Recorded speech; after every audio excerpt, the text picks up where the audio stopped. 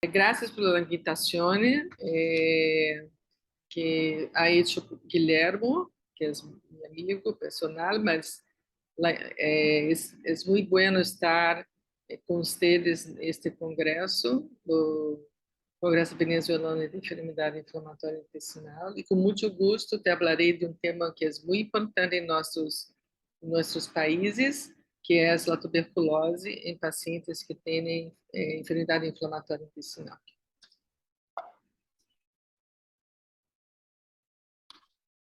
Essas são minha declaração de potenciais conflitos de interesse. Então, com a introdução da terapia imunobiológica, inicialmente com os antagonistas do fator de necrose tumoral, TNF-alfa, no tratamento da enfermidade inflamatória intestinal, supôs um câmbio significativo no curso natural da enfermidade. Isso foi uma grande transformação que se faz no tratamento da enfermidade. Por outro lado, surge um grande problema, considerado resolto em muitos países desenvolvidos, que é o alto risco de infecções oportunistas, como a tuberculose. E a prevenção dessas infecções se converte em um ponto muito importante a lograr durante o seguimento de nossos pacientes com enfermidade inflamatória intestinal, considerando os países da América Latina. Segundo alguns dados epidemiológicos recentes da tuberculose no Brasil, o que miramos é que a tuberculose é realmente uma enfermidade endêmica no Brasil, sendo o 20º país com maior número de casos ano no mundo. Tem uma alta morbilidade e mortalidade. No Brasil, 50 milhões de pessoas já estiveram expostas ao bacilo da tuberculose, sendo que destas, 30% se infectará, 5% evolucionará com prima infecção, e 5% poderá reativar-se ou infectar-se de novo, sendo que 90% permanecerá assintomática em forma de tuberculose latente. Como se pode mirar acá,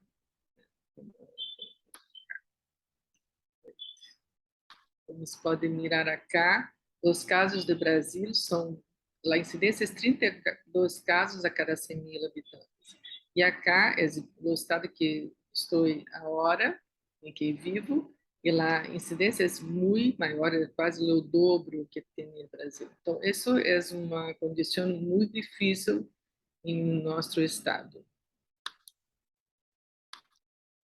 Este é haciendo a revisão de literatura, esse é um artigo muito recente que habla sobre o acréscimo, o aumento de tuberculose na América Latina.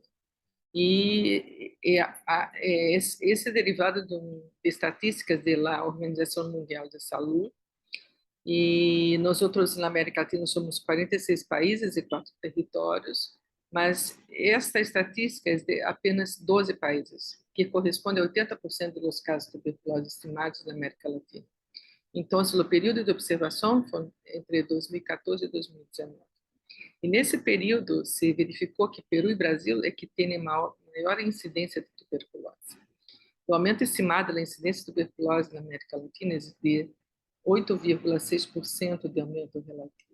E o número estimado de casos incidentes aumentou muito, cerca de 13,8% de aumento relativo. São muitos os indicadores de vulnerabilidade da nossa população. Por exemplo, na Venezuela, a questão da imigração a países vizinhos, que por mais de 4 milhões de pessoas. E em Brasil, a quantidade de pessoas que são homeless, que se vivem nas ruas, se duplicou nesse período. Venezuela teve um aumento importante na incidência de tuberculose, quase 2 vezes maior em 2019, quando comparado a 2014. E no Brasil, o aumento relativo foi de 6,1%, quando comparamos 2019 com 2014. Então, esse é um grande problema que nós outros temos que enfrentar. Considerando ainda os dados epidemiológicos da tuberculose, isso é muito interessante, porque durante a época da Covid, lá 2020 e 2021, houve uma redução das notificações compulsórias de tuberculose. E grande maioria de pessoas que se morreram com o Covid na verdade, tinham também tuberculose. Então, houve uma queda, uma redução da notificação, mas agora está novamente começando. E quando verificamos as pessoas que têm tuberculose latente e que têm que ir aos sítios de atenção primária cá, a maioria das pessoas são decorrentes, essa tuberculose latente é decorrente do contato com pessoas que têm tuberculose ativa. Mas vocês podem ver cá que a outra parcela é de pacientes com HIV e por aqui um crescente número de pessoas que estão fazendo terapia imunossupressora. Isso para nós outros, né, que tratamos de enfermidade inflamatória intestinal, é muito importante. Quando iniciamos a utilizar as drogas anti-TNF, verificamos um aumento crescente da tuberculose. E por que isso se ocorre? O TNF é muito importante no controle da tuberculose, porque ele recruta e estimula os linfócitos CD4 e CD8, promove a ativação de macrófagos, estimula a capacidade fagocítica, a função bacteriostática, a apoptose de macrófagos, regulando a inflamação excessiva e a morte dos bacilos. Portanto, ele estimula a formação de granulomas e sua integridade, resultando numa redução pela disseminação do bacilo. O impacto que o uso dos agentes anti-TNF tem é que há uma redução dos linfócitos CD8, que é uma ação antimicrobiana contra bacilos, há uma supressão da maturação de fagossoma, uma promoção do colapso de granulomas e propagação dos bacilos, aumentando o risco de reativação de tuberculose e um aumento muito importante de apresentações atípicas, como extrapulmonares e disseminadas, que ocorrem em 57% dos pacientes. Bem, mas isso não se ocorreu apenas, não se ocorre apenas com o TNF. É que ficou mais evidente que, utilizando esse tipo de medicação, se pode fazer um aumento muito mais importante da tuberculose em nossa população de pacientes. Mas antes do biológico, os imunossupressores já demonstravam um aumento de risco de tuberculose ativa é o dobro, em comparação com o grupo de controle que não tem essa enfermidade inflamatória intestinal. Com o uso de corticoide, alguns estudos sugeriram maior risco de tuberculose em monoterapia com corticoides, em comparação com o grupo controle, cerca de quase 4 vezes maior. E com os anti-TNF, o risco de tuberculose em pacientes com enfermidade inflamatória tratados com anti-TNF é de cerca de 2 a 8 vezes maior que em grupo controle. Em estudos de vida real, 1 a 3% dos pacientes desenvolvem tuberculose ativa, aumentando o risco de tuberculose quando se utiliza esse tipo de medicação em comparação com o uso dos derivados de 5-asa, e os corticoides e o uso pelos imunomoduladores. Também há um risco maior de tuberculose em pacientes com enfermidade inflamatória intestinal quando comparado a enfermidades reumatológicas ou dermatológicas.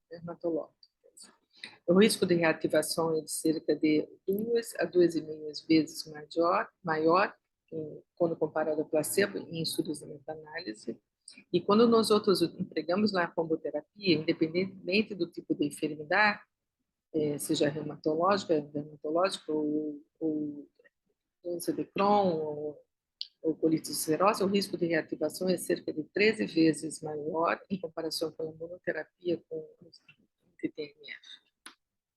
E será que é diferente quando empregamos diferentes tipos de anti-TNF no risco de tuberculose ativa? Então, esses são trabalhos muito interessantes que são feitos com doenças reumatológicas tratados com antagonistas do TNF-alfa.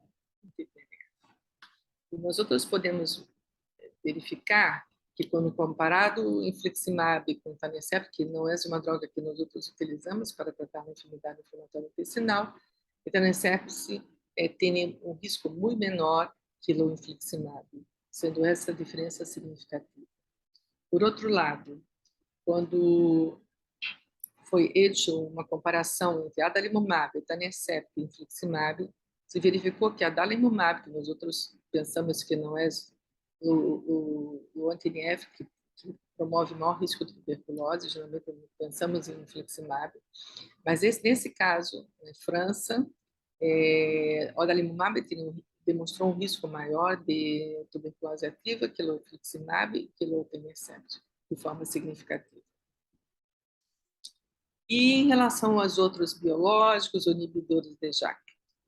Pois bem, dados de risco são limitados em relação a outros biológicos para comparações de tuberculose e em pacientes que utilizam anti-TNF, não tem muitos estudos comparativos, mas apesar do baixo risco da tuberculose relacionada com o uso da anti-integrina e da anti-interleucina, que são reportes de casos, recomenda sempre a ser uma avaliação ou uma pesquisa de tuberculose nesses pacientes, independente do país que nós outros estamos vivendo. E considerando os inibidores de JAK, foi verificado que o latofatitinib em modelos animais favorecia a replicação do bacilo da tuberculose, mas na prática clínica ainda se considera uma baixa taxa de infecção.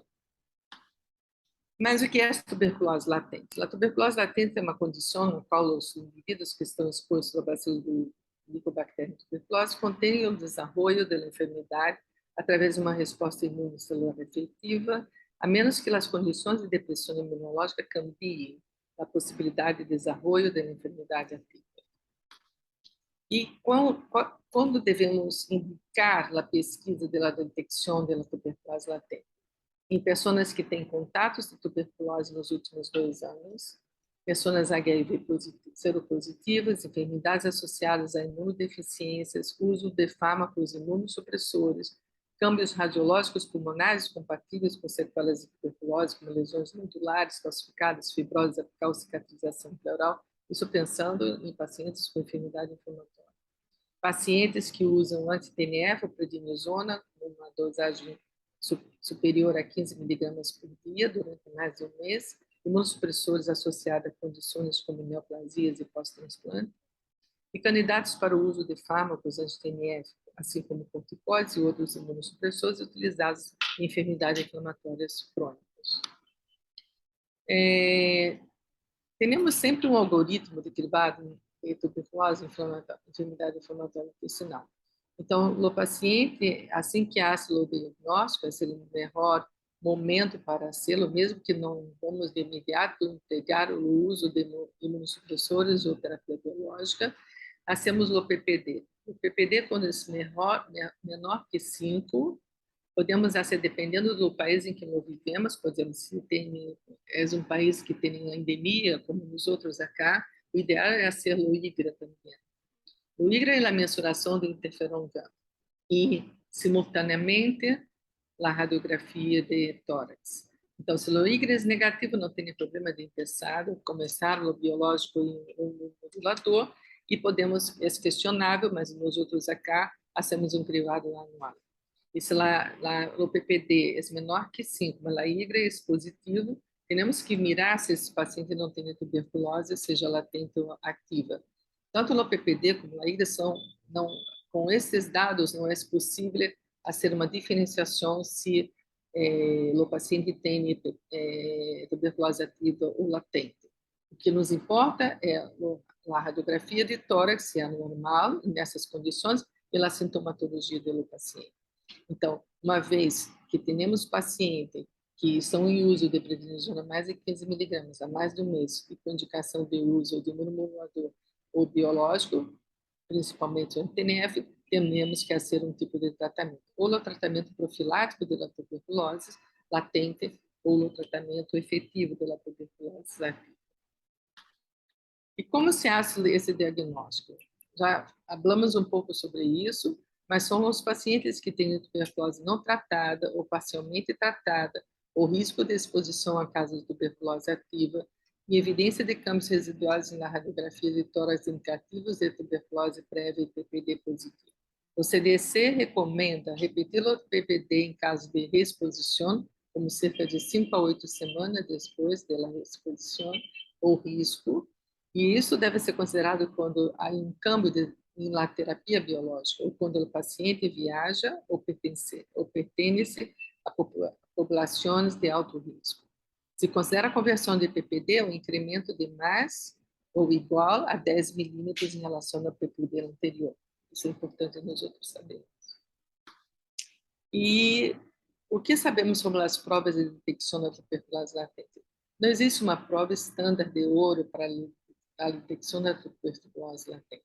O PPD tem uma sensibilidade de cerca de 98%, isto é, considera-se positivo quando ele é maior ou igual a 5 milímetros, mas ele pode ser falso positivo também, quando o paciente está em contato com outras micobactérias, e pode ser falso negativo em pacientes imunossuprimidos. No IGRA, que é a dosagem, o quantiferon TB Gold, é um tipo deste, que é a dosagem do interferon gama a nível cérebro. É o melhor rendimento que o PPD, com maior especificidade, maior correlação com as medidas indiretas de exposição à micobactéria tuberculose, com menos reação cruzada com a vacuna de BCG e com infecção micobacteriana ambiental. A radiografia de tórax tem baixa sensibilidade e especificidade. A situação ideal é juntar todos esses, como PPD e IGRA, e dependendo de se estão um desses é positivo, a ser também a radiografia de tórax. Isto aumenta muito a sensibilidade da pesquisa de tuberculose. Isso é só para mostrar que em Espanha, como também tem uma incidência muito grande de tuberculose, tem sempre uma proposta de acelo PPD booster, que acelo PPD, esse está negativo, como cerca de 2 a 4 semanas repetir o PPD. Mas isso tem uma limitação, porque podem existir falsos positivos. Isso é uma questão que não se hace muita dúvida em Espanha, mas acá não foi proposto para o programa de tuberculose.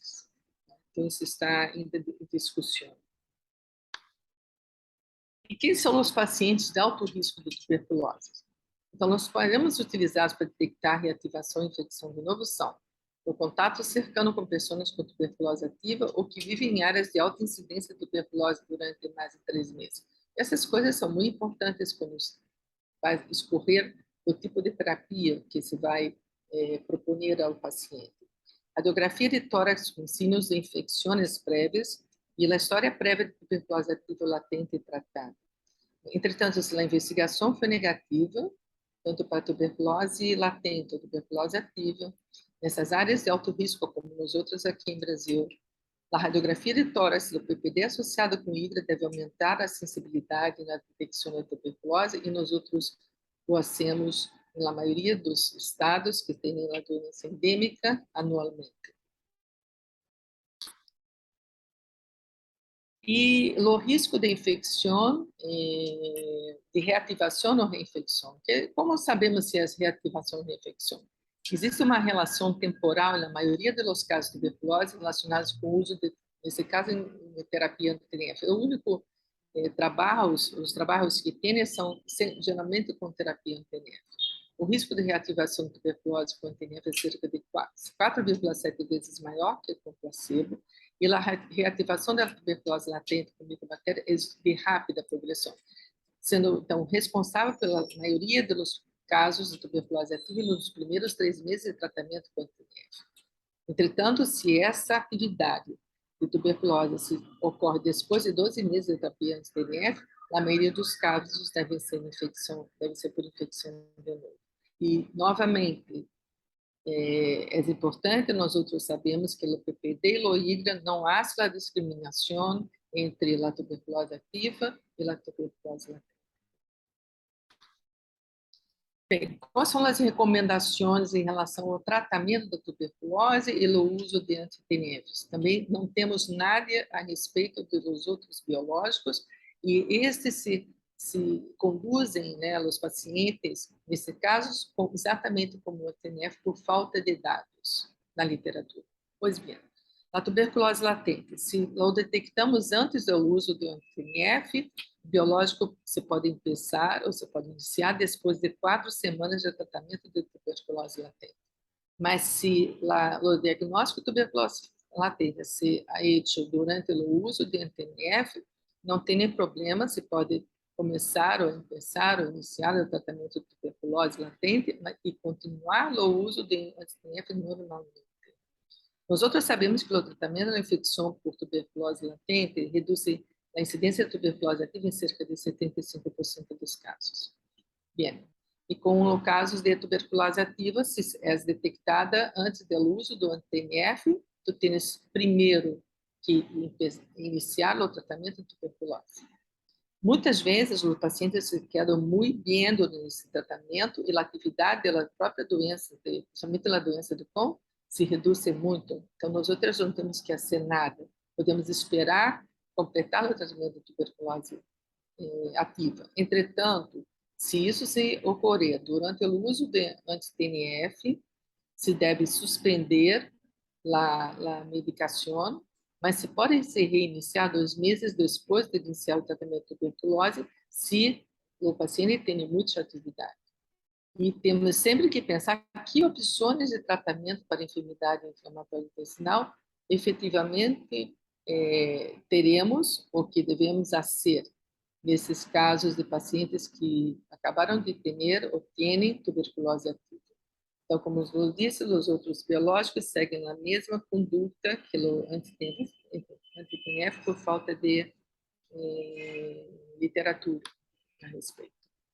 Então, como comentários finais, é muito importante que hacemos a investigação de tuberculose desde o momento do diagnóstico da enfermidade inflamatória intestinal, ou seja, a detecção seja temprana, mesmo que nesse momento não vamos iniciar o tratamento com imunobiológicos ou com imunossupressores.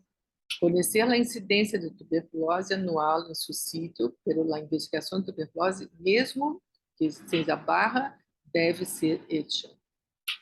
E verificar as condições de vida do paciente, como o tipo de trabalho, lugar de residência, porque isso nos faz pensar sobre o risco de infecção, se existem alto risco de probabilidade do paciente desenvolver a tuberculose, e temos que pensar sempre na segurança, pela segurança ao eleger a terapia imunobiológica. Outra coisa que é muito importante é contarmos com a presença de um infectólogo no equipe multidisciplinar. Então, esses são meus comentários finais e podemos, se necessário, fazer respostas às perguntas que sejam feitas. Obrigado.